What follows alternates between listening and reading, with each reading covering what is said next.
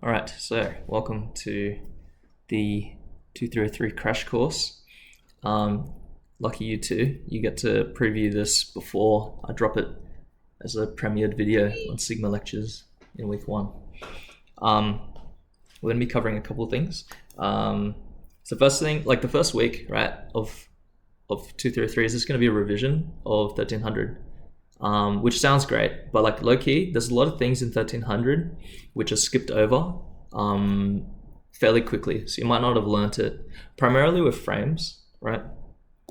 How familiar are you guys with that? You know, would you say you are with 1300? I guess I nearly failed in 1300. that's a good start. Yep. Can you tell us about the structures that we see in 1300?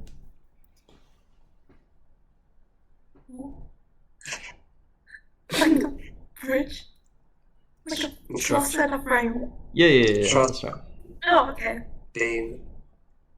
Yeah, so pretty much in terms of what like these are actually built out of, right? Which I don't know, you probably haven't thought about this because only fucking nerds like me think about this, right? But these are distinct structures because they have different assumptions, right? So Arjuna, you said beams, right? Yes. You might also be thinking of columns, but all of these things are actually built out of, okay, basically there's something that civil engineers do called finite element modeling, right? And this is like structural analysis 101. It's like the software they use to analyze everything. So an example of a finite, an example of a modeling program, like an analysis program, is like space gas, right? If you remember, if you did this in term 2 with Wei. But yeah, so essentially in space gas or in any finite element modeling software, you're going to have something called frame elements or beam elements or column elements, and they have a bunch of unknowns associated with them, right? So like, what's an example? I might draw a frame, right? Frame looks like this, maybe, right? And essentially, you can have like loading, for example, there's a force here on a frame, and that frame can bend, right? So if I load it like that, it's going to displace like this, maybe, right? Yeah. Whereas a truss is slightly different. A truss looks more like this, right? It's a bunch of triangles. You know what I mean? And these trusses, they have pin joints. They're also called hinges, like at every joint in the structure. And you're not allowed to apply forces in the middle of these truss elements, right? So like, we have different assumptions we need for trusses. You're only allowed to apply point loads at the nodes or the joints, and these all have to be pinned. So this is a very specific requirement that basically means that trusses can either only be in tension or compression, right? You can't have any shear forces. You can't have any bending, right, on trusses. So trusses are like kind of a, I wouldn't say they're a simplified structure. They just require different things to solve. But it essentially, because there's no bending and shear on a truss, it allows for trusses to be really useful for building like bridges and stuff. That's a Sydney Harbour Bridge. It's also, you know, great for building like cranes and stuff because essentially anything with a really long span, it only takes these axial forces and it's much better. Yeah, it's much better for this kind of application. But a lot of buildings, you know, they have to be built out of beams, columns, slabs, walls, these kind of elements, right? Because they have to take on bending, right? You know, fucking bending moment diagram. I'm gonna draw it on a beam. Bending moment diagram looks like this, right? You have your sagging, you have like all that shit, you know what I mean? So these are essentially the two types of structures. We have trusses and frames. Mathematically, yeah. Do you have any questions? That's a really brief rundown of what to expect when like thinking deeply about the structures. No questions. Excellent. Sue? No. Excellent. Okay, so let's do a revision of statics. So more or less, right, when we're talking about trusses and frames. Oh, I have a funny color here. It's not my usual setup. Trusses, do you guys remember the methods that we used to solve trusses? Method of joints. Method of planks. And what? I don't know. No, what was the other one? I think you were close. Method of planks. I don't know. Method Planks? of beams. Methods, sections. Yeah, sections. It's also called cuts, if you call it that. But yeah, those are our two methods. I'm not going to run over those because, frankly, they're quite slow and like annoying to run through. And also, there's not that many tricks to them. You can actually refer to my 1300 Sigma Bible if you want a revision of how to do trusses, because trusses will come up again in this course, you know. But frames are honestly a little bit more complicated, so we're gonna focus on that today when revising. Okay. Also, everyone low-key learns how to solve frames and beams and stuff a bit differently.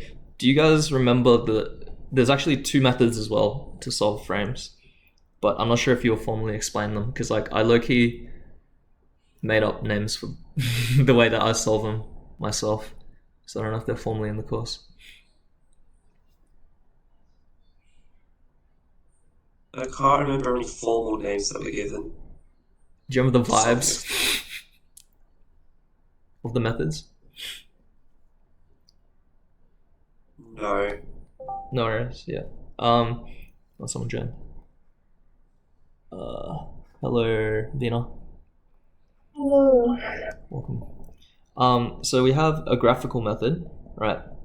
Which is also the lazy method, which doesn't really derive like an equation, which I think most people prefer if you can use it. And then there's the algebraic method, right? And this is the one that a lot of people actually skip over because Way never requires you to fully derive the function in order to draw the bending moment diagrams and shear force diagrams and stuff like that. So a lot of people skip over it, but we're gonna have to like learn it for this course. You know what I mean? It's a pretty important part. Not gonna lie, those names make sense now.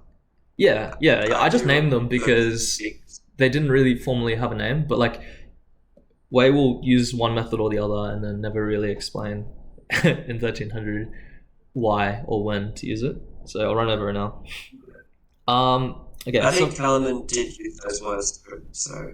Oh shit, let's go. I literally just made them up. I don't know if they're legit or not. It is graphical, and I don't think it was algebraical, but it was something to do with like mathematical something. Yeah. I couldn't think of another way to explain it when I was thinking of words. That makes sense. Yeah. That'll work. Yeah, so for your midterm, right, which I believe is in week 5, we'll focus on... They'll actually just do a revision of statics straight up.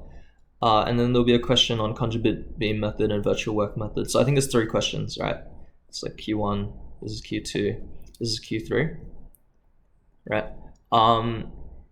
But then in the second half of the course, I'm not gonna lie, it gets a little bit AIDS and I didn't really like bother revising. That's not really included in this crash course.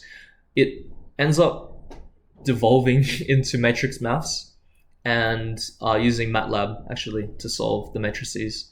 Which sounds like bad, but it's actually better than solving the matrices by hand, because you know how like it's so easy to make a mistake when you're trying to solve a matrix, right?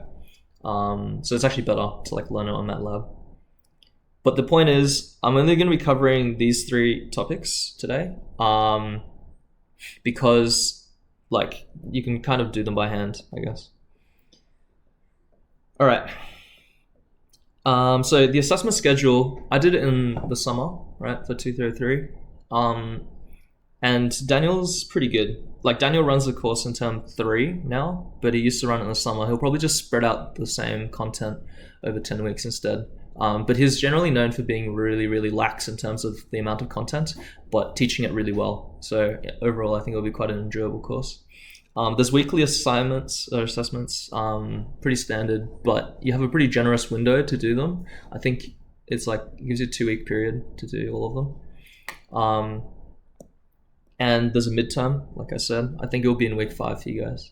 And then the finals, which will assess, I think, mostly the second half of the course, but maybe there'll be a bit from the first half of the course as well. Yeah, do you guys have any questions regarding that? Excellent. Okay, so just a quick recap of 1300 in solid mechanics, right? So where this course sits, right, is generally you do 1300, which is a prereq for solids, and then you do this course, right? But a lot of people miss this before going into your design courses, right? Your design courses are like concrete, steels, which I think is that, and low-key even geotech. So this course is like essentially the final analysis course. But the thing is, you don't really need it before you jump into design. You only really need these two. This course covers a lot of things which are like low-key extra, I guess. But it's basically the statics part of 1300 on steroids. It uses some topics, it borrows some topics from solid mechanics. Yeah, it's generally overkill in industry. It's what the software at work as a structural engineer would be performing rather than a human, but obviously you have to learn about it just so you know what your program's doing, right? But anyway, so yeah, in 1300s, like we said, there's trusses, right, which uses method of joints, method of sections to solve. There's some nuance with that, but we won't really be covering it today. Here's a 3D frame, right? So you have your beam elements, right, which are the horizontal ones. You have your column elements, which are the vertical ones. Slabs are like 2D, kind of like 2D beams. You might also see walls, which aren't here, but walls are like 2D columns, basically, right? Yeah, and then those generally transfer the loads into the foundations, which is like part of geotech design, kind of. But yeah, structural engineers also have to deal with foundations. So here's a simply supported beam, right? So just a quick recap. Simply supported beam is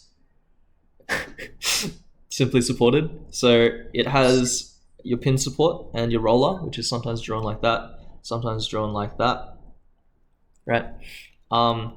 And it can be swapped around. So sometimes you might see this arrangement, but no other arrangement is allowed for a simply supported beam. So if you start having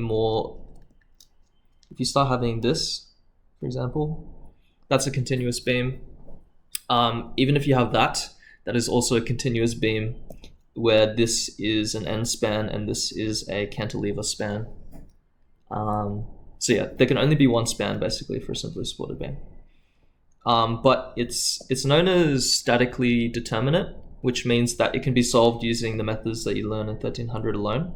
So we generally have these reactions. So we have a vertical reaction at the roller, and we have a horizontal and vertical reaction at the pin support. There is some nuance to this. Yeah, we'll dive into it. I think I have a question lined up for it later. Here we have a cantilever as well. So this is like your diving board kind of situation. You have a fixed support and a free end. Yep. And yeah, for these beams, and even for frames, usually we have to solve for shear force and bending moment diagrams. Axial force diagrams are more so important for the trusses. So trying to find how in compression or in tension these members are, essentially, right? Okay. Yeah, just some more from solid mechanics, right? That's a little recap. We have stress and strain. So these are ways of normalizing forces. So it's force over area, and normalizing your length, your displacement. So that's change in length, which is your displacement over the original length. So these are axial properties, right? Stress and strain. You can also have shear stress, tau, and I forgot what they use for shear strain. I think it's gamma. Yeah. Deflection we'll be covering this quite a bit today because it's the subject. We'll be covering it briefly because it's the subject of the conjugate beam method and the virtual work method, which are both about finding deflections, right? But yeah, it's basically about how something's deformed and how far it's warped. Yeah. Your twisting is like similar to deflection, but it's relative, instead of being about bending moment, right? So this is relative to the bending moment. Your twisting is relative to your torsion, right? Which we don't often cover. Torsion's like this kind of bending, this kind of moment, I guess, right? So you have a rod or something, cantilever, and then we apply this kind of twisting to it, torque rather, and then it will deform and twist. So that twist is denoted by that capital phi thing. Elastic modulus is a material property. It's also called Young's modulus. Yeah, so on a stress strain material curve, it's just where you have your linear slope, right? It's the linear part of that slope. Your area and moment of inertia are important, like geometric properties for a beam cross section, right? So yeah, if you've done concrete or steels, you'll probably be pretty familiar with these concepts already. If you've done solid mechanics, I wouldn't blame you if you've already forgotten what these are. But yeah, just trust me for now, bro. Basically. Okay. Do you guys have any questions? I'll see you guys later. I have a meeting. Thank you. What? Oh, wait, I couldn't hear you. Oh, right, she had to leave. Alright, but do you guys have any questions? No. Excellent. Moving on. So yeah, as I mentioned, in this crash course, we'll mainly do revision of statics.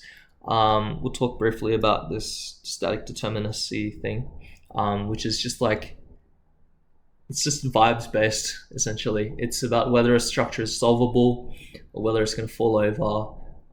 Yeah, these are like fundamental properties of the building. Conjugate beam method is like the first new technique we'll be learning about. I don't have an example lined up for it just because I'm conscious of time and also I was a bit lazy with preparing. And similar with virtual work, but I'll explain what they're about.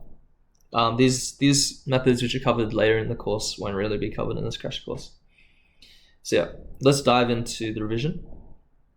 Okay, let's start simply. So we have a simply supported beam, and we have a triangularly distributed load on it, right? Which is deceptively difficult. There's a few tricks here, but we have to find the shear force diagram and the bending moment diagram for this arrangement. So yeah, what's the first thing that you guys would do? I'm gonna kind of hand it over to you guys to lead.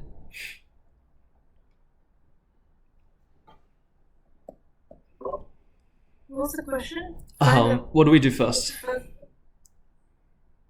What you have to do is find the area of the triangle. Yes, kind of. Okay, sure. We can do that first. Turn into a point load, like turn that sort of into a point load. Yep. So you're right. This triangle is a distributed load, right? It's a triangularly distributed load. And if we find the area of this triangle, it's going to give us an equivalent point load, right? So it'll look like this, right?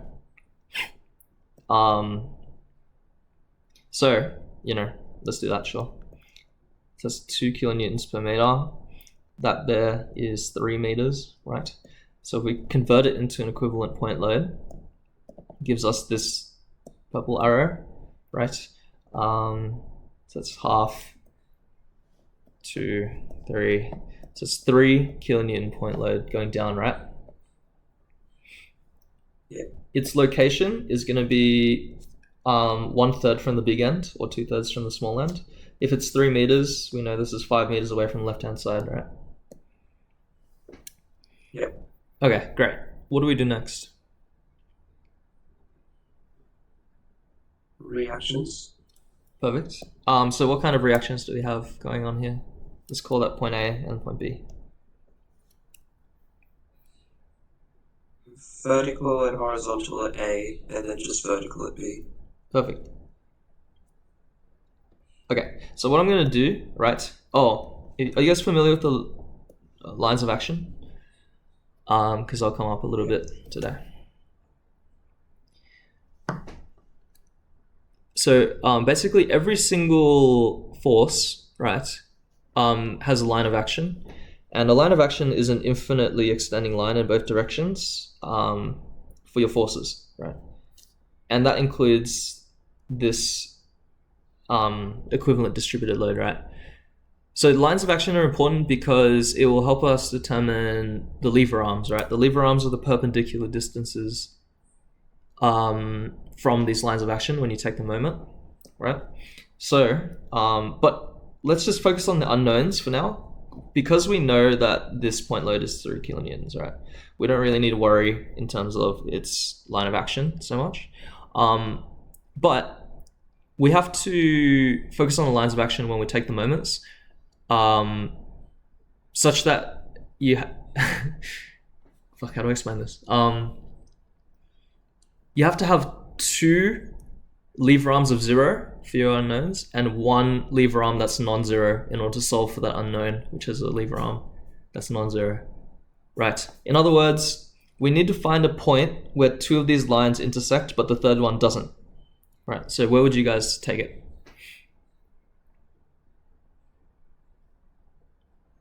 Like at A and B? Yeah, exactly. So if we take the moments at A, we're going to find this line of action. Like by is going to have a lever arm of 6 right away, and that's how we solve for it. If we do the other way around, we can do here, and then this lever arm for ay is going to be non-zero. So that's great. Okay, let's do that. So in my notes here that I've prepared, I take the moments about A, which will solve for B, right? So B, as I mentioned, is 6 meters away. And then next we have to account for this equivalent point load for the distributed load. So that's 3 kilonewtons, right? Multiplied by it's 5 meters away. Right, so that's the magnitude. That's the lever arm, right? And we have to keep in mind that because it's clockwise, it's going to be negative, right? This is all just revision.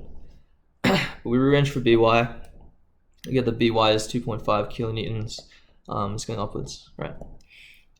Next we'll do the sum of the forces, right? So we could take the sum of the moments, but forces is a little bit faster.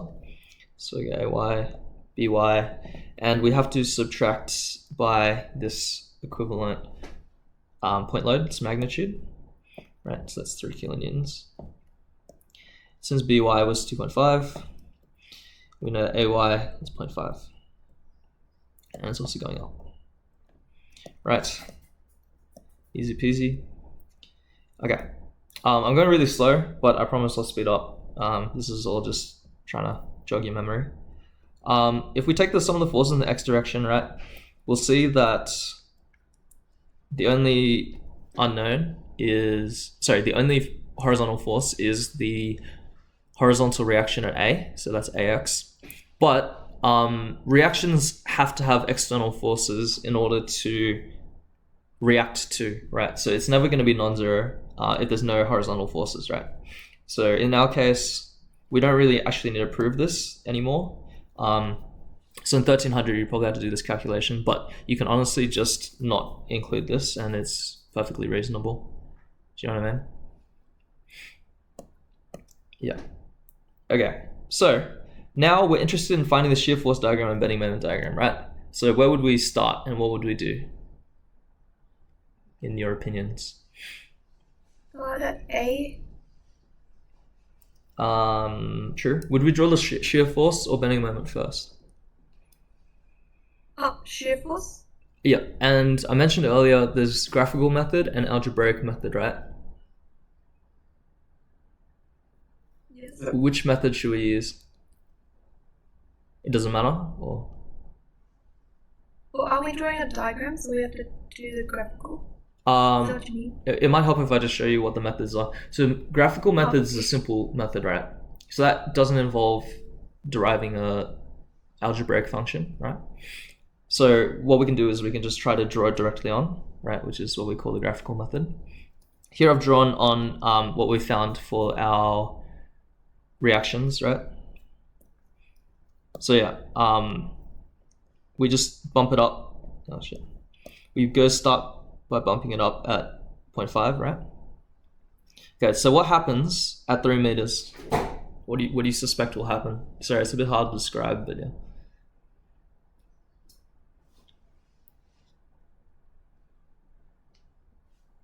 We start experiencing that triangular load. Yes, so would it go up, down, what shape? It'll start going down towards the axis. Yep. Does it do that? It's linear. You reckon it's linear? Oh, I don't know. Well, because a normal UDL that's rectangular does linear. True. So triangular one, would that not be like parabolic? It is parabolic, yeah. But do you reckon it goes to the line? No, because there's the B reaction force that needs to Correct. go back to 0. Perfect. So it looks like that, right? Yes. And then that will jump up by 2.5. And so this is 0.5, right?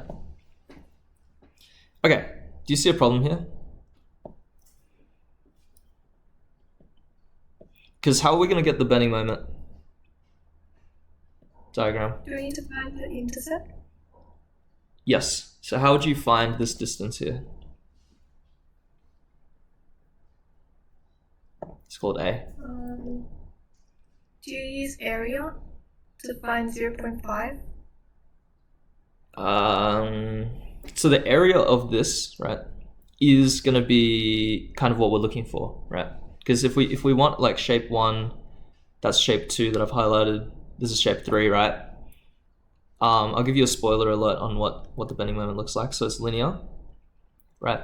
Actually, well, no. I'm gonna keep asking you guys stuff. Where do you think the apex of this bending moment is? This When the diagram. shear force is 0. Yeah, exactly. So it's gonna keep going up for a bit, and then it's gonna. Oh, actually, I haven't drawn it very well. Then it's gonna dip pretty quickly like that, right? So essentially, this point here corresponds to that maximum, right? So here is actually because remember this is 3 meters. Area 1 there is 1.5, right? It's gonna keep going up, but we don't know where that ends because we don't know this area. We don't know the area of 2, right? I mean, like, wouldn't a triangle have area of 0.5? This isn't a triangle though, it's a parabola. I mean, the force, the red one on the left. Yep. True. But the point is that Would you need some sort of like integration to solve for the area in region 2? kind of the thing is, right, so you're if for some reason there was 0 shear force here, right, and we have this is like that flat line, and then we have a shape that's that, right? That's called a parabolic spandrel. There is actually a formula for that, right? But because our shear force is bumped up from that starting line, it's actually cut into some unknown height. Do you know what I mean? So we don't know what area this is, or that, and there's no formula for it. Well, there is, but it's really A, it's basically right. Do you know what I mean? Yes. So we can't use the graphical method. As soon as we have a triangularly distributed load, we essentially cannot use the graphical method because we don't know what that distance is, and therefore we can't find this area. Right. Oh, okay. So that's my little note here. We need to use algebraic method, right?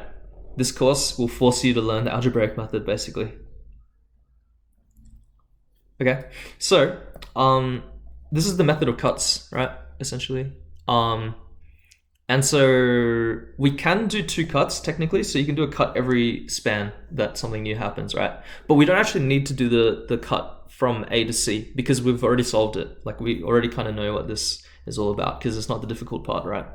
What we need to do is we need to cut here, and we're going to call this cut CB, right? Make sense? Yep. Okay, now we have to derive a function for the bending moment and shear force, right? And so we have to look at the internal forces. So here I've drawn it as the internal shear force and internal bending moment. And there's a few ways you can do this. Here's the way that I prefer. I like to write the fixed distance as is, and then I like to write the variable distance starting from the start of my cut, I guess, if that makes sense. Some people like to just have x stay in the origin, and the formula will look a little bit different, but yeah. Okay, so let's get started. We know this reaction force, right? But we don't have the 2.5 on this side anymore because yeah, we're only deriving, we're going to be deriving this part, right? This part of the equation and this part as well, right? So essentially we don't need that reaction force in there. So to do it for a triangularly distributed load, you might not have learned this technique. It's kind of niche, right? But you'll need it for this course. This is the slope, right? All right, the slope is the rise over the run. Do we know what this is? Do we know what the rise and run is? Yes. Yes, so what is it? I'll give you... Is it 3 and 2, can't remember which order, but... Exactly. So that's the rise, and that's the run, right? So the rise, it was 2 kilonewtons per meter, right? I'll just do it as 2, because the units for this doesn't really matter. And it was over 3 meters, right? So the slope is 2 on 3. This is important because what we're actually interested in is this height of the triangle. That varies, right, with the distance x, right? If we rearrange this, right, that height that I've just drawn, this one here, is the rise. Do you know what I mean? So we're going to rearrange for the rise. And that's 2 on 3 times the run. Yeah? Makes sense? Yeah. The run is a variable distance, which we call x. So now we have a function for what that rise is. That's going to be important when we're trying to find the magnitude of this variable triangle. Okay. So now we're going to do the internal forces, right? Someone just joined. Oh, hello. Fresh off the boat, Josh. Oops. Okay. Basically, you can either analyze the shear force first or the bending moments first, right? So if we do shear force, that's going to be easier. So I generally like to start with shear forces, right? We take some of the moments, some of the forces in the y direction while analyzing the internal forces. And what we get is we have this downwards V arrow, and then we're also going to have this reaction force over here that goes up by 0.5. And we have this triangle, yeah? So we need the magnitude of this triangle, okay? So can someone tell me how do we find that magnitude?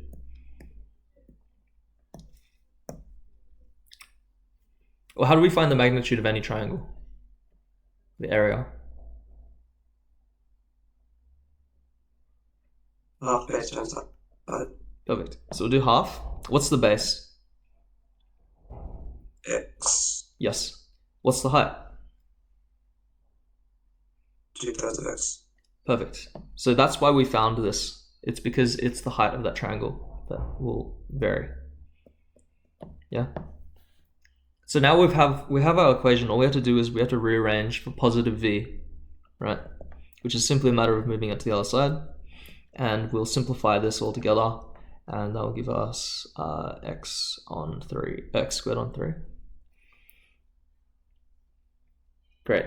So that is our first equation, right? Now we have to find the bending moments, right? The internal bending moment.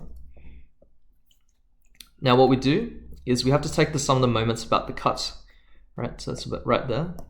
And that's gonna, we have to start by accounting for this moment, right? Which we'll just call M.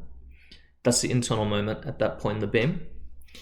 And then now we have to also account for all these forces, right? So we have this force, we have this force, okay? So let's start with the point load reaction, right? So it's basically gonna spin this way, right?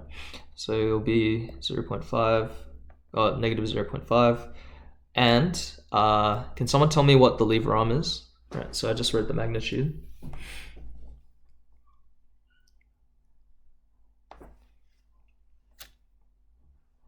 Is it x plus 3? Yeah, perfect. X plus 3.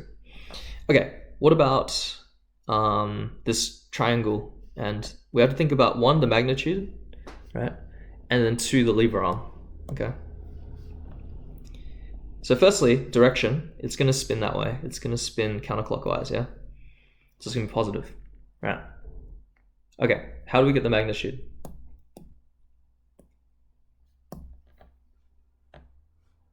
I'll give you a hint, you just did it earlier.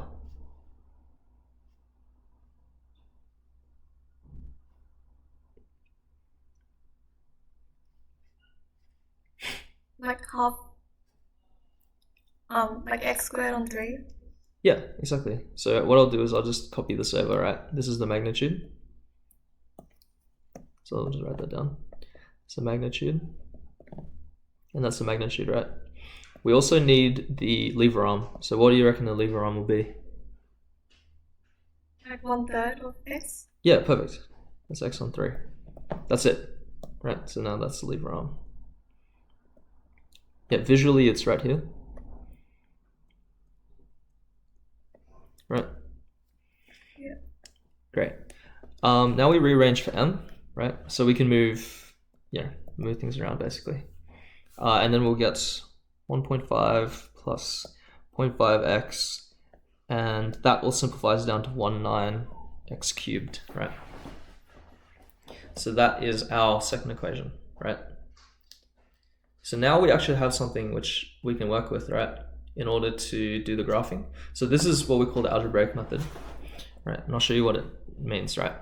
Okay, great. So this equation is for shear force, and its domain, well, like the relevant domain is between here. I've actually low-key drawn this a bit wrong. Should be 3 and 3. Sorry, so that's 3 meters, right? And that's another 3 meters, right? Okay. So if we want to find this distance A, right? How, using your understanding of graphing, right? Like what criteria do we need in order to solve this? This is like year 9, I guess. Just think about it like, year 10? Yeah, it's like parabola maths. You would let v equals 0 and then find x. Perfect. So at v equals 0, right? Because remember, this is v, and we care about when v is at this point here, which is 0. What this function would be in terms of, we're solving for x, which is a, right? So at v equals 0, we just rewrite this equation, right? And now we rearrange for for x, sorry, which is also a. Fucking hell. Okay, so 1.5 equals x squared, right? And so this parabola is 0 at plus or minus 1.5, right? So we only really care about the positive number here, and that is equal to a, right? So that's the distance a. Great. Okay, next, and probably what's more important, is what our maximum moment is along this beam, right? So we can actually solve this now. What do we need to do in order to solve for m max? using parabola maths again. Plug in x equals 1.225 into m. Perfect. Sorry, wait. No, you're right. 3. Wait, yeah, okay. Oh yeah, okay. Okay. Well, first we'll do it the way that you said, and I'll explain why. Right. We're gonna set x as a, right, when we sub everything in. And a again was 1.225, like you said.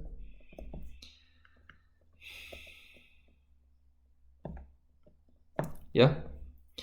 That gives us 1.908, which is the you do a sanity check, right? That number should be reasonable when compared to 1.5, right? And it is, because that's, you know, it's a little bit more than 1.5, right? Yep. So I think what you might have been thinking, right, is that x started over here in our equation, right? So using that logic, right, you would do, instead of subbing in 1.225, you know, you'd do 3 plus 1.225 and etc., right? Yeah. The thing is, it's based on how we derived it earlier. I nearly said derove. It's based on how we derived it earlier. Since we defined x as not being from there, we defined x as only starting from there, right? With this calculation. Because we did that, we need to treat this function as if x starts here from now on. Do you know what I mean? So the function is from what we've defined. Yeah, okay. Yeah. Fuck, I've drawn this out of scale. Yeah, because the algebraic method is all about deriving everything yourself, right? So everything's unique to what you solved for. Do you know what I mean? So, yeah. Anyway. Okay. Anyone have any questions? All right. We've low-key gone a bit slower than I was expecting, but that's okay. We're gonna do question 2, and then we'll have Smoko. All right. Okay. Sorry, I might start picking on people because this is an imbalance of Arjuna talking a lot. Okay. So first, I've presented this problem, right? It's essentially a frame, simply supported, right? We have, we have our pinned and roller, but we have this kind of diagonal column or member, I guess you can call it, right? Because we only have external forces which are downwards, we don't have a horizontal reaction actually at AY because of what I mentioned earlier. But yeah, so anyway, I've just solved for these two reactions. Okay. So Sue, I might pick on you, sorry. My question is, like, since we have to draw the shear force and bending moment, like, I guess what would be your first guess on what to do? Sorry, this is a little bit of a hard question because you've probably never seen anything like this before. For shear force diagram, I would draw the shear force diagram using maybe I'll start at BY and then, like, I don't know, Possible. like go up and then you have to do it like apart, right? Yes, Like, true. I've got another question for you actually. So if we do a little zoom in, right? Actually, I might just wipe this. Oh wait, I don't know why I just didn't do it here, right? So what I've done, right, is I've done a little zoom in here of this support. That's what that is, yeah. yeah. If we're taking the external forces, right? Oh, sorry. Let me start again. If we're looking at the internal forces, so V and M, right?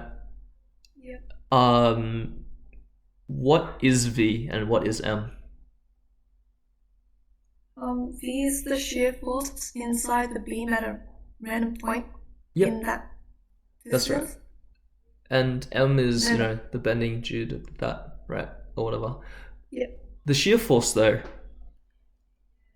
is the shear force the horizontal force, the vertical force, or something else? Is it the force perpendicular to the... Perfect. Perfect. That's exactly what I was looking for. So basically my point is, just because we have a vertical reaction only doesn't mean we can't split this force into normal and tangential components, right? So use the word perpendicular, right? So you can use parallel perpendicular instead of normal and tangential. Okay. But let's just think about it in terms of a different coordinate system than the XY coordinate system, yeah? So instead of calling this XY, right, we have the tangential direction T and we have the normal direction N, right? So the shear force is actually the perpendicular or normal force in that beam, right?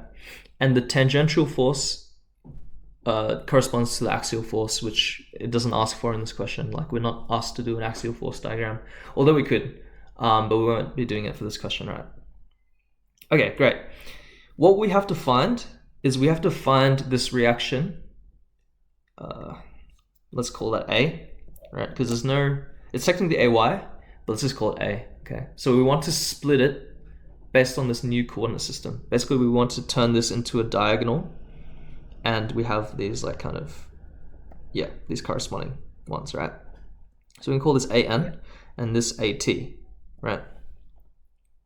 So to do this, we need to account for this new angle, right? Because, my point is, right, let's call that angle there theta, okay? Theta, because of similar triangles, is this angle here. Yeah? Okay, based on this information, right, we can work out theta. Based on this information here, rather, right? So, actually, I won't spoil it. Do you remember how to find the angle of a triangle? Like using 10? Yes. So like 3/2 or 2/3? Yes, so where did you get that information from? Like from the distance, like on the bottom and on the side. Yes, so let's go back to basics quickly, right? So what you learn, right, in high school is tan is opposite over adjacent, yeah, right?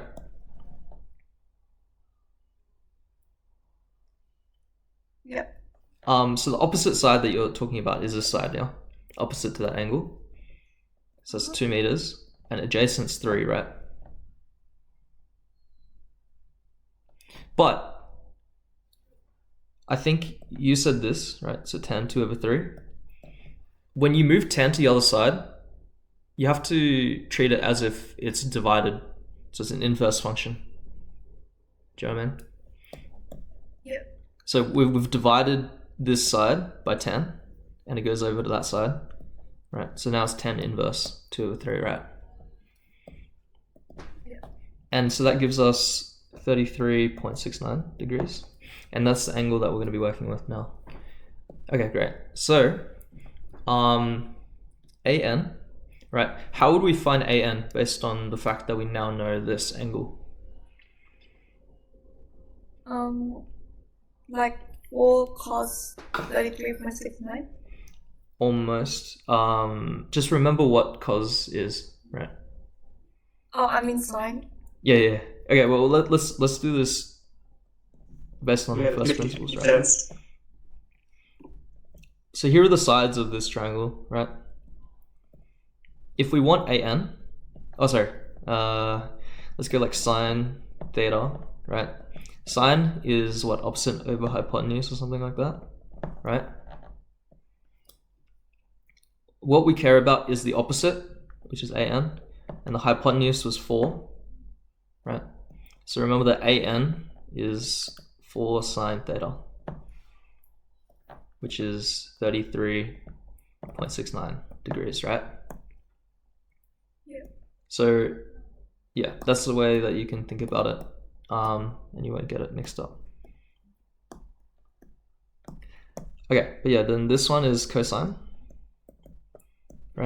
And if we calculate these in our calculator, this one gives us 2.219 kilonewtons, and this one gives us 3.328 kilonewtons, yeah? Okay, great. Based on this information, how would you do the shear force diagram?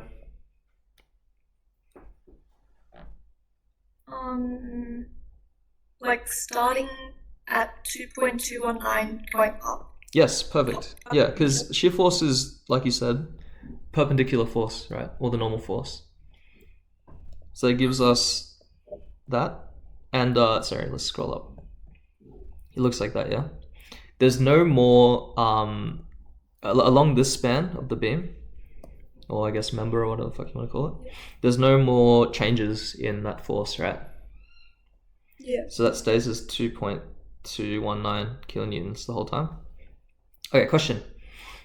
Is it still 2.219 when we cross over to this part? I'll show you what it looks like again. Yes. Are you sure? At the start? No. Sorry, I don't mean to like bully you, but I'm just like trying to get you to think about this, I guess, right? Thing is, if we do a cut across the beam, it looks like this now, right? Yeah. What changes with V?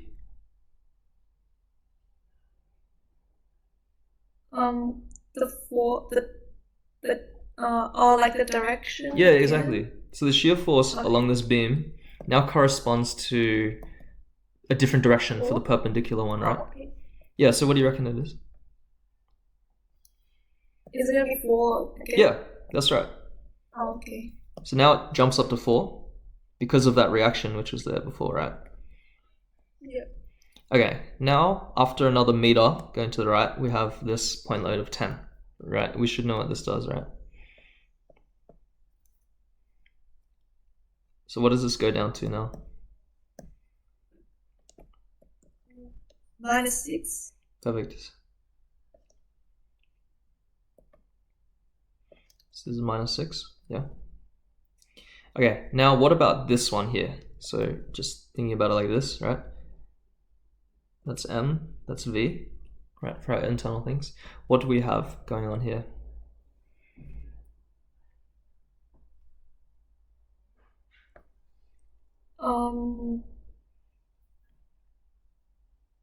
Nothing. Yeah, perfect. So that's actually 0. That's the shear force diagram done, right? Oh. That's it. Now bending moments, right? They're a little bit different. They're they start and end at 0, unless you have like point moments or whatever, and they also are continuous along bends, right? Because if you think about it, you know how we did this before? Yeah. Yep. And then here we did this, and the direction for V changed. Do you see how the bending moment direction just stays the same? It stays as counterclockwise, right? Yeah. So around bends, it doesn't change anything about what the bending moment is. It doesn't suddenly change, you know? Okay. Yeah. Okay, so now, based on the shear force diagram information, how are we going to draw the bending moment diagram? You know, what's this first part going to be? What's this? Starting at 0. Yes. And then going like linear. Yeah, perfect.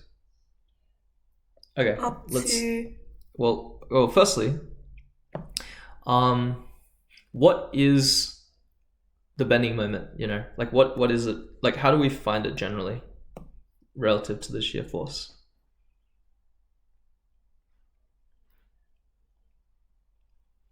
It's the area of this rectangle, right? Yeah. Thing is, we know the height of this rectangle, that's 2.2, right? Do we know what the width is, or like the length?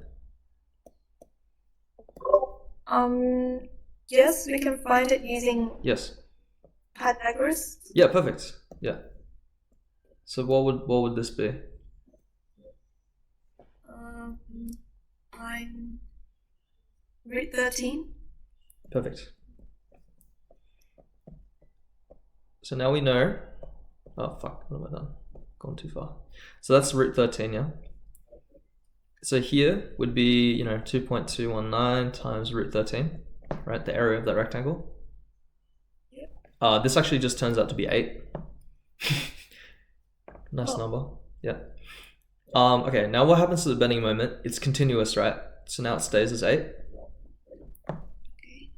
But what happens now?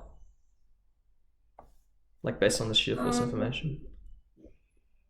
It's linear again, but it goes like through the pole, through the line, Like that? downwards. A little bit more like. Wait, does it go less- up or down firstly? Oh, up and Yep. then down. Yeah, that's right. Okay, how much does it go up by? By 4 times 1. however far. Oh, okay. Sorry, this is 1 meter, right? Oh, yeah. So yeah. So 4 times 1, the area is 4, right? So it goes up to.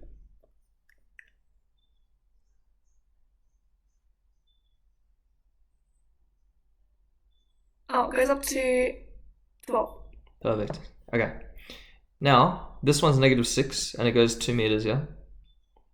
Yep. So it just goes back down to 0, right? Yeah. And then we know that no shear force happens along here. So that's all good, right? There we go. That's our shear force and bending moment diagrams, yeah? Wow. Excellent. We're going to take a quick smoko. So do you have to go soon? At like 12:50. Oh, okay. I think I can finish before 12:50. But we'll just take a quick smoko. So just go grab Okay. some water or something. I'll be back in like 5-ish minutes or something. Okay.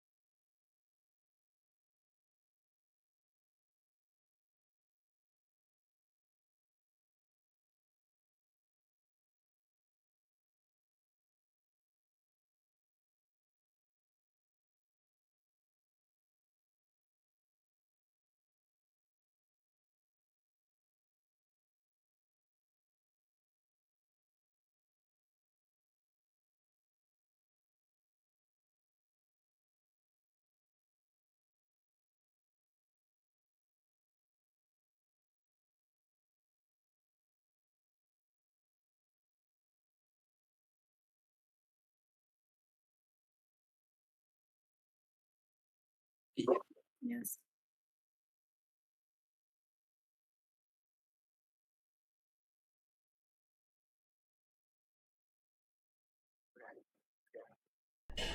All right, we return from Smoko.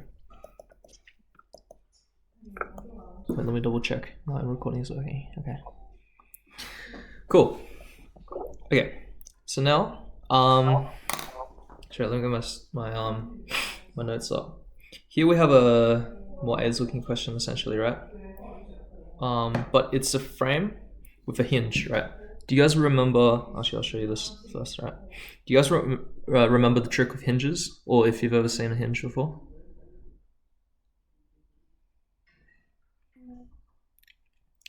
Yep. You have to like find the forces for it, right? Yeah. The internal hinge support forces, right? I've got a question for you, right?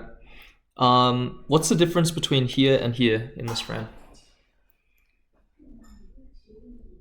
One of them has a hinge and one of them doesn't. Pretty much. So what they're saying is that this is a pin support, this is a pin support, yeah? Yeah. Now, we talk a lot about roller supports, pin supports, fixed supports, free supports, and all that stuff, right?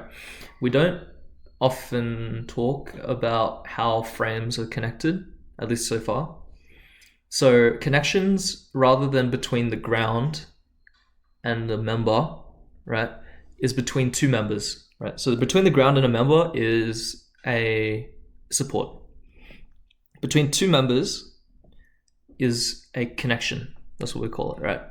So that's called rigidly connected. So you can say member AB and BC are rigidly connected together. Now, that's the normal case, right? So when you normally see a frame, that question that looks like this or something, these are fixed connections or rigid connections or whatever, right? So in this case, the idea is that the moments are continuous, like basically what we saw in the previous question. When you have like the bending moments or whatever, they continue like normal across, right? And also when it deflects, this angle that they're attached at stays at that angle. So if they're right angle from each other, like we see here, as it deforms, it'll stay as right angle, right? If it was like that previous frame that we saw before, that was like that, whatever angle that is, that stays as that angle as it deforms or whatever, right? Yeah. However, with a hinge connection, it's also called a pinned connection, I think they say here. Yeah, pin connection. This has no moments, right? That's the first thing. And the other thing is that it's free to deform relative to each other. Right, so you can imagine it's like your elbow or something. That's like a pinned connection. It's free to rotate relative to each other. Okay. Anyway, so here's what we got here. So this is a hinge essentially, right? Hinge at C. That's what I'm trying to say. Okay. Another thing you might have noticed is that we have 4 unknowns, right? We have AY, AX, DY, DX, right? And the problem with them is that they're not even on the same level, right? Do you see how there's like elevated ground or whatever? The problem with this is that none of the lines of action overlap, right? Because if they're on the same level, at least your horizontal line of actions would overlap and you could actually still kind of solve it, right? So what do? Well, because we have a hinge, this actually gives us additional information, right? We have to split the structure into 2 structures at the hinge, right? 2 mini structures, or we should call them free body diagrams, right? So that's what we're gonna do. So here's what they are, right? So I've drawn the free body diagram of ABC and the free body diagram of CD, right? And you'll notice that with these hinge reactions inside the hinge, they're like pinned reactions, kind of, right? Yep. Oh, sorry. They're kind of like pin supports where they have a horizontal reaction and a vertical reaction or whatever. Except, we have to make sure that the arrows are pointing in the opposite direction, on either side of it to be mathematically correct, because they should cancel out when you're analyzing the overall structure. Yeah, basically when you're analyzing the overall structure like this, the net force here is still 0. Do you know what I mean? Yep. Okay, so the question is that I've proposed here, which free body diagram should we analyze first, and does it matter? Maybe it's CD because it looks easier. True, it does look easier, but okay, let's just say for example we do ABC. What would be the problem? Like what problem would we run into when we're trying to use like equations of equilibrium and stuff like that to solve for the unknowns? We can't do moment. Yeah, because the lines of action look like this, right? So this is the exact same problem that we ran into earlier, right? Where we have too many unknowns that we can't solve for. Yeah. Okay, think about CD now. What's the good thing about this one? We will get one equation for moments. Yeah, so because this line overlaps, right? What it will allow us to do is find Cx and Dx. We'll be able to isolate those ones. However, the problem is that we can't directly find Cy or dy using moments or some of the forces, because they overlap and there's no point which you can take the moments about which isolate them, right? But it's still going to give us more information than the other side, so we're going to do that, right? So here what I've done is you can either take the sum of the moments about D or C first. So I've done sum of the moments about D, which allows us to isolate for this unknown, right, which is Cx, right? And it gives us Cx as negative 45.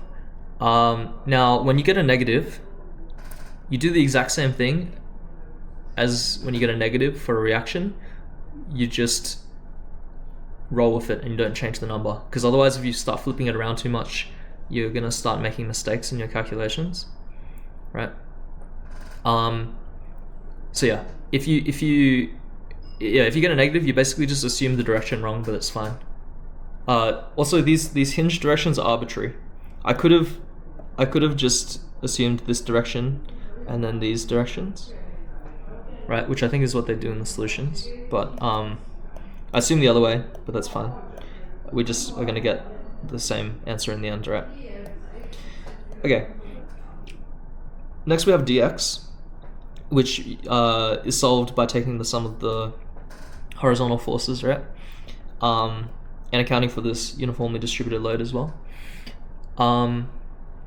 Yeah, but like I said before, there's no point that you can take the moments about which are going to isolate Cy and dy from each other, right? But it's actually fine, because we can just use the information from Cx and move on to our free body diagram ABC, right?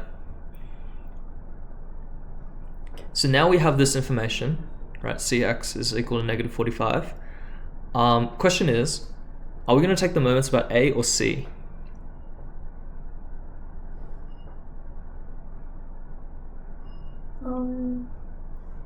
A. Yes, but does it matter?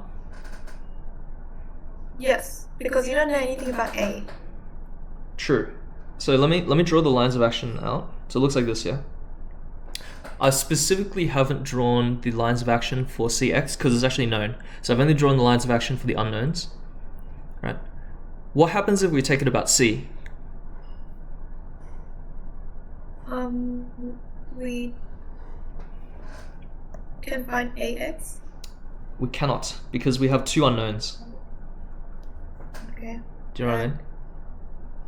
So you're going to run into a Yeah. situation where you can't solve it if you take it about C. Okay. Yeah, that's all. But yeah, no, you were right there. So we're going to take it about A, and it's going to isolate this CY, which is perfect. Oh, okay.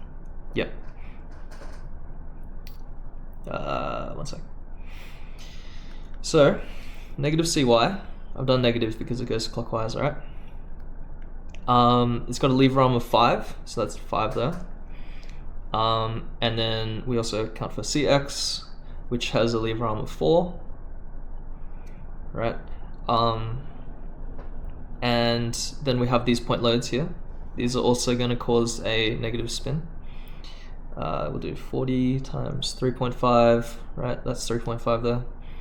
And we'll do 50, and that's 1.5 for the lever arm, yeah?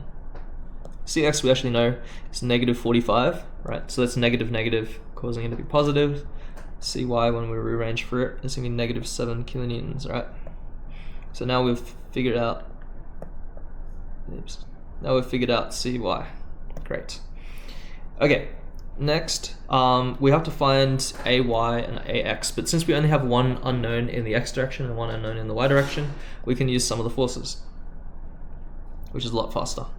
Sum of the forces in the Y direction, we have AY, negative 50, negative 40, and CY, right? So CY, it actually goes downwards, right?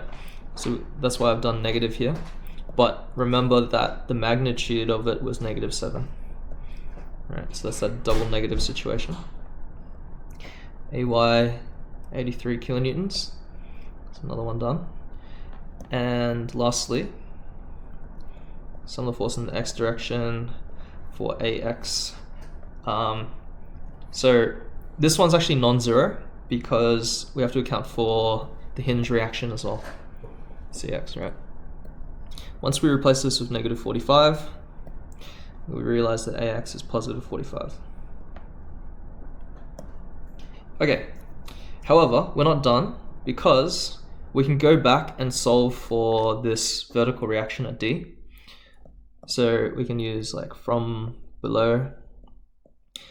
We know that CY is negative 7. I think, yeah. And that's going to help us because it tells us that dy is positive 7, going upwards like that, right? Okay. Oops. So that's all of our information done for our supports. But it took ages, but we've finally done the support reactions. What we have to do now is we have to draw the shear force and bending moment diagrams.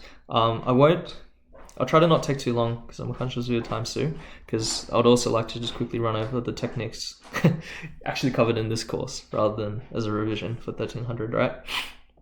But our shear force, I'm going to draw the shear force as like this is negative, this is positive, right? So first it starts with negative 45, right? Due to this, this horizontal reaction will act as our shear, right? Perpendicular force.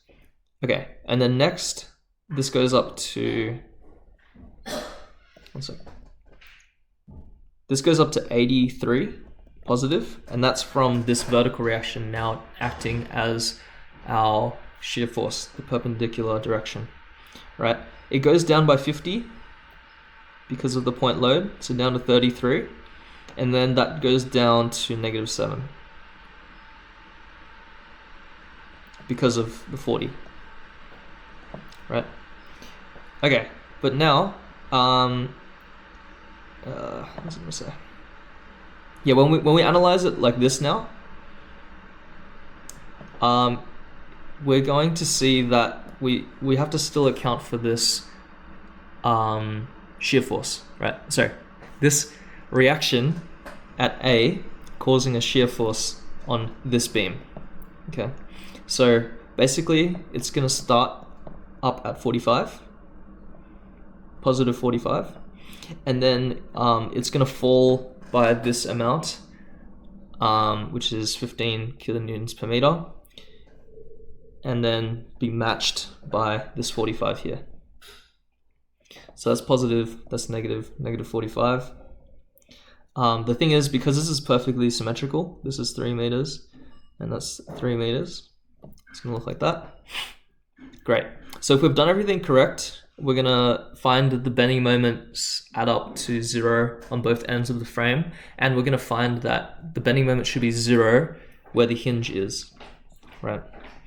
So what I've done is I've calculated all of these shapes and their areas, right?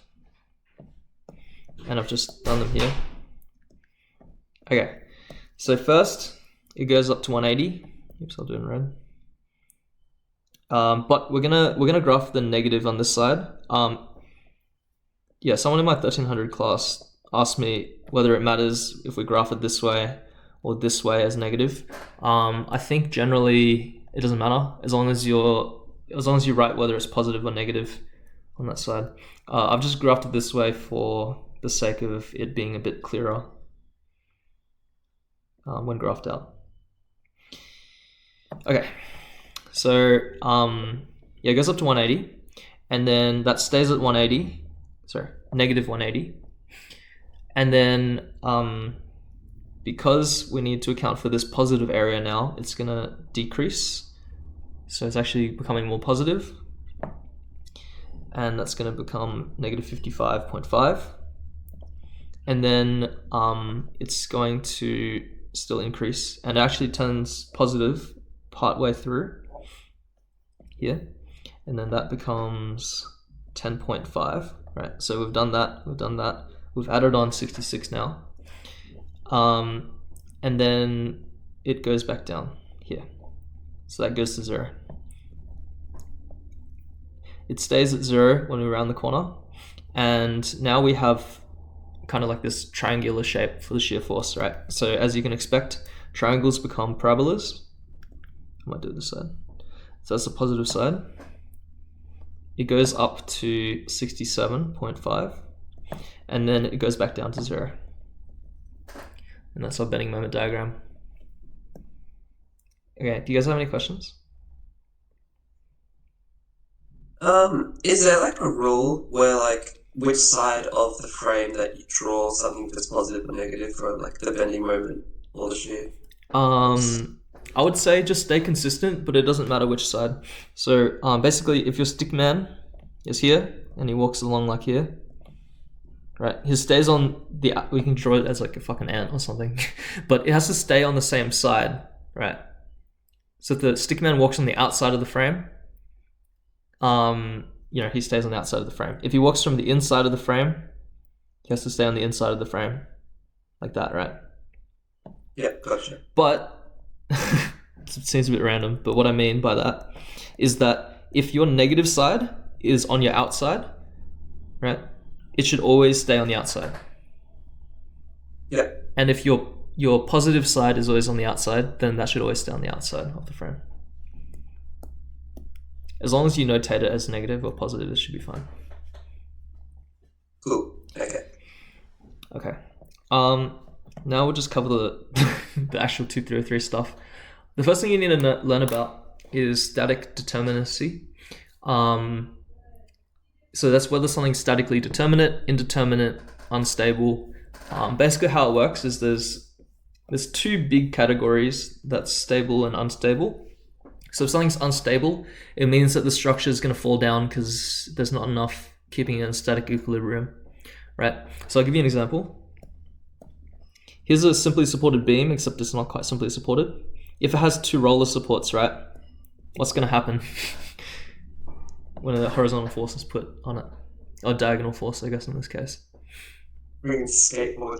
Yeah. So it's unstable. It's not a structure, right? That's a fucking machine, right? I got another question. What if instead of, you know how we do cantilever with fixed support? If we instead had a pin and a free end, what's going to happen?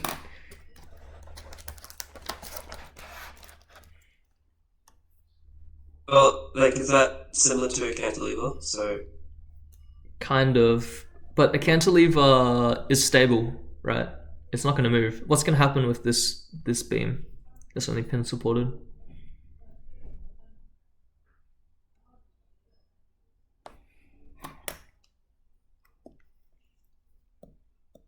basically, if there's gravity, right, force due to gravity, it's going to cause it to swing, right? Oh, okay. Yeah, it's not stable, right? These are examples of things that aren't stable. Now, for things that are stable, right, they can either be determinate or indeterminate. So we talk a lot about simply supported beams and cantilevers. So these are examples of statically determinate and stable structures, and they have exactly enough information to be solved using normal 1300 techniques, right? Now, statically indeterminate structures, for example, are like two pin supports where a diagonal force is acting on it, right? In this case, right, you don't actually know, you can't figure out what AX and BX are and how much force they take. It's impossible, right? Using normal 1300 techniques. So that's an example of an indeterminate but stable structure. So it's definitely stable, right? It's not going anywhere, but you cannot solve for some of the information normally, right? I'll give you another example. What if this cantilever, right, it had a roller at the end? Now it's indeterminate. There's actually too many unknowns to solve for. So if you have your AY, AX, your moment, can't counterclockwise that way. And then you also have a moment here. Sorry, a vertical reaction here. Now there's too many unknowns, you can't solve for it. So these are all examples of indeterminate things. Now, yeah, there are definitions for it in terms of you can count the amount of reaction components. So this fixed support has 3 reaction components, for example. This roller has 1 reaction component. And like the number of joints, right? So here's a joint, here's another joint. You can count those, and there's like a formula to tell you whether something is formally defined as determinate, indeterminate, or unstable. Right. So there's, oh, sorry. I drew these as if it applied to this, but what I've been drawing are beams, which actually apply to this formula here. And there's even a hinge component to account for the fact that it hinges, like, yeah. But I'll give an example of an unstable truss, right? So let's talk about trusses. What's going to happen to this truss?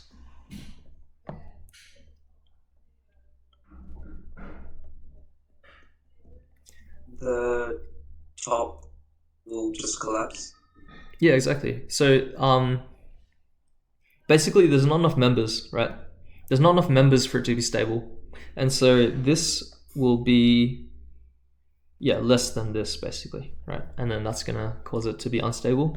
This is a stable and determinate truss. What's an example of, oh yeah, and then this would be, yeah, whatever, like this is like a statically indeterminate truss, right? So these are basic definitions, but they formally go over it in this course. Okay, so beam deflection. This is another kind of fundamental concept that's loosely run over in 2400. I don't think they explain it super well. There's this property called curvature, sometimes denoted by K, or kappa, I don't know. It's basically 1 over the radius, right? So this radius is a deformed circle, and it's not something that's physically there in space. It's more like a line of action kind of thing, where it just, yeah, it's it's this arbitrary kind of shape that matches this line, this axial line of the beam as it deforms, right? So yeah, basically the bending moment that you apply to it, and its flexural rigidity, which is its bending resistance essentially. So E is your material bending resistance, I is your shape bending resistance. That's all like a product together. Yeah, so curvature formula is a function of all these things and how much it curves and stuff like that, right? So for small angles, right, there's a simplification which they use a lot, because you don't expect this. I don't know how to draw this angle. Yeah, you don't expect this angle to be very big, right? So for small angles, you can say that the curvature, when you integrate it, is the slope right, which is unitless, or sometimes it's in radians. And when you double integrate it, it's the deflection. That's actually how we find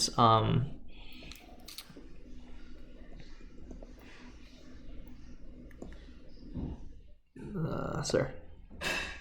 The deflection is this, right? So how much it has deflected, for example, at the midspan, right? So it's a double integral of the curvature. That's what deflection is. But when you integrate, there's problems because you'll have integration constants, right? So C1, C2, and you need boundary conditions to solve it. So if you remember, there's like all sorts of boundary condition things, like cantilevers will have like a slope of 0 or something like that at the cantilever thing. Whereas, yeah, there's like a bunch, but anyway, kind of aids, right? It's towards the end of solid mechanics that you learn about this. So the conjugate beam method, which is the first topic that's new in this course that you learn about, doesn't require any integration, right? Which sounds quite promising, but it's still kind of aids. You basically have to solve 2 bending moment diagrams in a row. Yeah, but with some extra steps. So the conjugate beam method, you have to create something called an imaginary beam, which is called the conjugate beam, right? It's a type of, yeah. It has the same dimensions, same length, same area as the original beam, but it's loaded differently and has different support conditions, right? Information from this conjugate beam can then be used to find the slope and deflection, which is what I was talking about earlier, which we're interested in, for any given point along the original beam. Okay, so let's focus on the left-hand side here. Sorry, I know this is quite a lot. What the fuck? What the? Okay, let's focus on the left-hand side here. So in our original beam, if we have an end pin, it becomes a end roller. In our original beam, if we have an end roller, it becomes an end pin. Right, so these 2 properties swap around. In our original beam, if we have a fixed support, it becomes a free support, and a free support becomes a fixed support. In our original beam, if we have an internal roller or a pin, it just becomes a hinge, and a hinge becomes a pin or a roller. Right, so these are the rules that we follow. I'll give you an example. So on the right-hand side here, we have this free body diagram, yeah? So this shouldn't look super unfamiliar. It's some simply supported beam. There's this point load that's not loaded directly in the middle, and so we have different support reactions, right? So one's 6 and the other's 4. And EI, right? So EI, just remember, that's the flexural rigidity. It's just saying along the entire beam, the beam's material has a Young's modulus of E, and it has a moment of inertia, which is its shape bending resistance, of I, right? It doesn't really matter what it is. We keep it generic for a lot of these questions, but sometimes they'll give you EI and you just plug it in and then you'll be able to find like deflection and stuff like that. So what you do is you find the bending moment diagram of this free body diagram using the techniques that we talked about earlier. So you convert it to shear force, then we convert it to a bending moment diagram, right? The bending moment diagram, then you divide it by EI, right? Which again can be generic, so it can be EI. And now we create something called a conjugate free body diagram. Okay, so as you can see here, the end pin has now become an end roller, and the end roller has now become an end pin. And we have this weird loading pattern on it, right? Generally with these types of questions, you're only going to get point loads, because point loads have a moment that end up becoming triangular, right? Like the shape of the moments are triangular, or like linearly increasing or decreasing. Now that corresponds to this new type of loading, which is on our free body diagram for our conjugate beam. Yeah, and so basically if you have a triangular moment distribution, it becomes a triangularly distributed load, right? And then you solve that again for shear force, and you solve again for moments. That shear force is actually the slope, right? So whatever you find as the shear force in this beam is now the slope at whatever given point you want in that beam. And the deflection is the moments, or it's the negative moment. of whatever you find in that beam, right?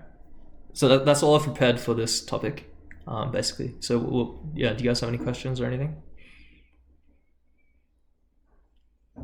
Nope. Okay, cool. Oh yeah. I heard someone on mute. Did you want to say something? Yeah, it's okay. Okay. It's kind of cool though, right? Like, it saves you from doing the annoying like double integration stuff. And it uses this like concept of an imaginary beam, which I don't know, kind of sounds cool, right? There is, now you have to not get confused between a conjugate imaginary beam and this next thing which we're going to talk about called virtual work, okay?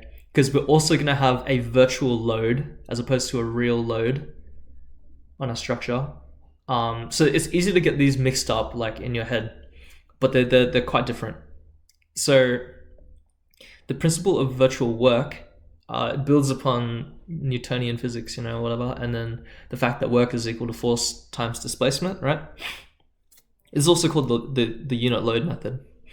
So basically, we say that the external work is equal to the internal work, right?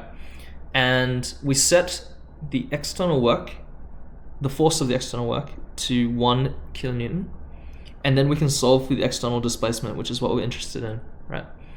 And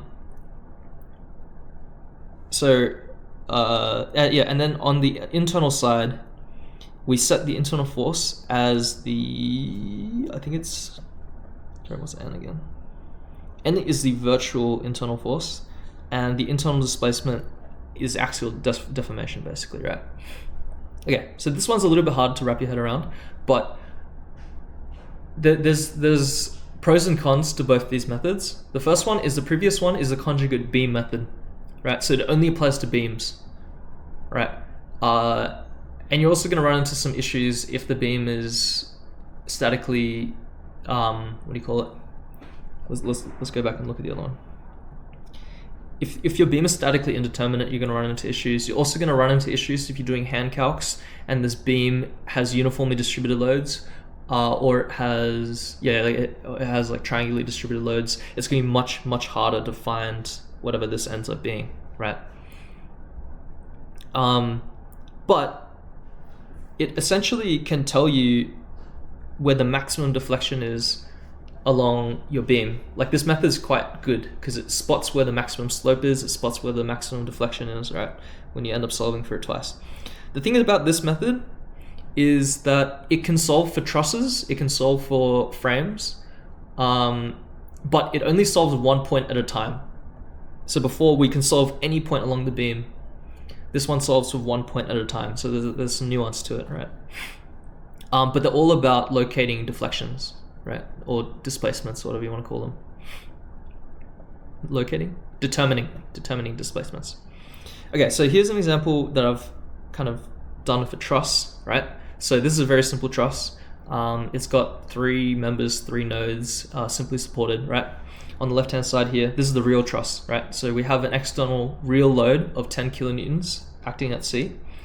But now we have to create a virtual truss, which has, similar to the conjugate beam method, the virtual truss that we've created is identical in terms of its shape, but we get rid of any loading, like previous external loading, right? The support conditions don't change, like it did for the conjugate beam method, but we have to place a unit load, which is a load with 1 kilonewton of magnitude, in the direction we're interested in, right? So we're interested in the vertical displacement at C, so we have to either set this as going up or down.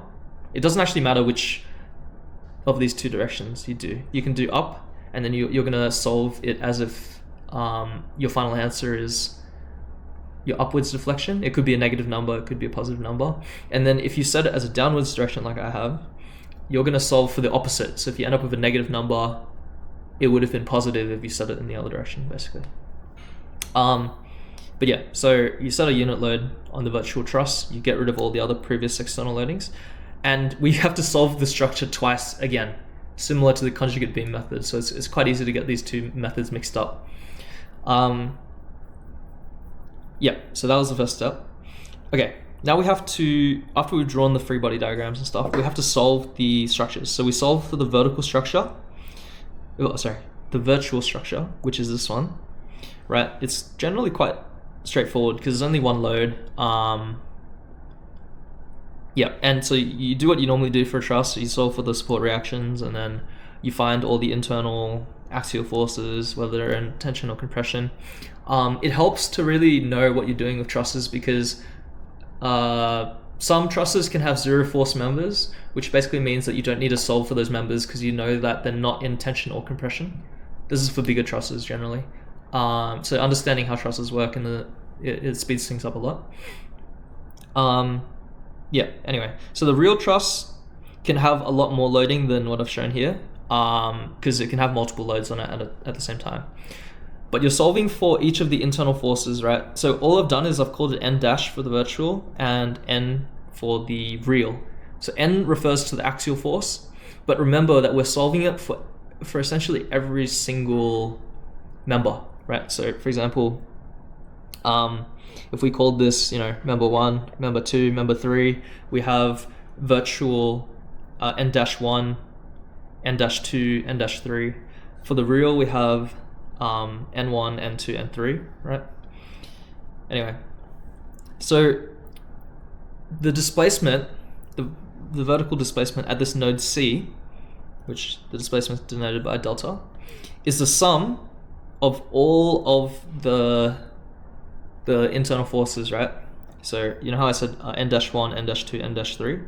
It'll be N-1 multiplied by N1 times the length of that member, right?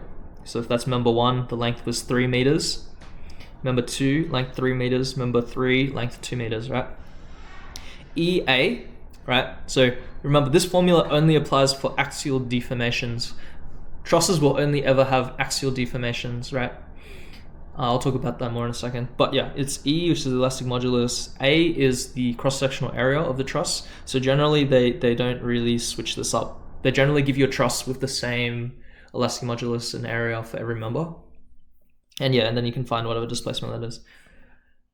Okay, next is the internal deformation. So as I said, we've only really touched on axial, right? That's for a truss. However, for a beam and a frame, sometimes you'll run into the curvature one, right? Which is to do with the bending moments. And sometimes it can have axial deformations and bending moments on it, right? For a beam or a frame. Sometimes a beam or a frame can have axial deformation, curvature, shear, and twisting, but it's really rare. They probably won't do this to you. That's like a pretty big stitch up. Oh, I did that wrong. Sorry. This should be J. J is like the twisting version of moment of inertia. I forgot the name for it. It might be called the torsional moment or some shit like that. Torsional moment of inertia. Yeah, anyway. Okay, but that's the end of my notes. So do you guys have any questions?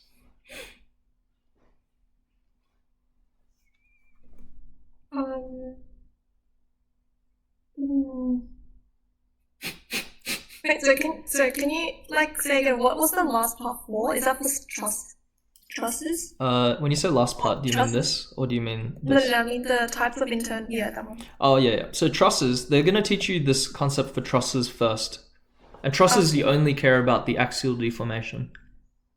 Yeah. Because there's only axial forces on a truss, right? There's only like tension or compression. But beams and frames are more complicated because they can have bending moments as well, right? Yeah. So for beams and frames, they generally will have these, like, both types of internal deformation happening on them. So it'll just be more complicated basically when you learn it for beams and frames. Okay. So I think these moments are just for when they ask, like, what is the internal deformation? So for like a beam or whatever, it's gonna be like this.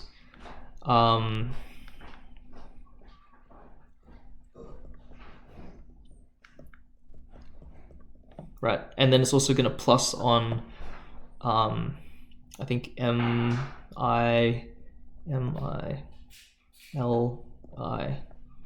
E-I, I. Do you know what I mean? So for beams or frames, you might have two different components to sum up to find the Oh, I see. displacement. Oh, okay. So you like add them all up. Yep. Okay, I see. So just going back to the original formula, it's that, right? So we're solving for that, Oh, okay.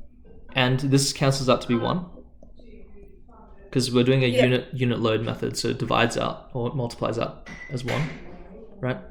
So this n little delta, the little delta is just NL on EA for a truss. That's it, right?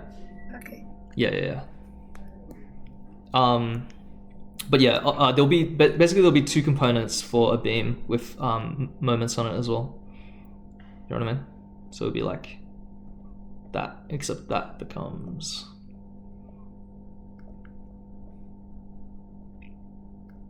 ML on EI, I think it was. Yeah. Oh, wait, fuck, the screen share stopped sharing. Anyway, I've done some extra stuff, but the screen share is lagging, I think. Okay, yeah, but that pretty much brings me to the end of it.